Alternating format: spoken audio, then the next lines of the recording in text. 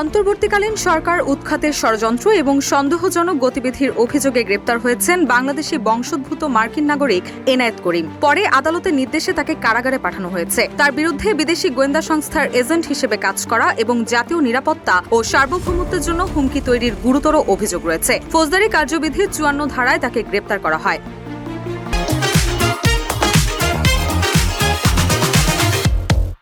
পুলিশের তথ্যমতে ১৩ সেপ্টেম্বর মিন্টু রোডে সন্দেহজনকভাবে চলাফেরার সময় প্রাডো গাড়ি থেকে এনায়েত করিমকে আটক করে পুলিশ। এ সময় তার কাছ থেকে ২টি আইফোন জব্দ করা হয়েছে, যেখানে সরকারের বিরুদ্ধে ষড়যন্ত্রমূলক তথ্য পাওয়া গেছে। অভিযোগ রয়েছে তিনি রাজনৈতিক ও প্রশাসনিক ব্যক্তিদের তথ্য বিদেশি গোয়েন্দা সংস্থায় পাঠানোর চেষ্টা করছিলেন। এছাড়াও এনায়েত স্বীকার করেছেন তিনি বাংলাদেশি বংশোদ্ভূত মার্কিন নাগরিক এবং বিদেশি গোয়েন্দা সংস্থার চুক্তিভিত্তিক এজেন্ট হিসেবে ৬ সেপ্টেম্বর ঢাকায় আসেন।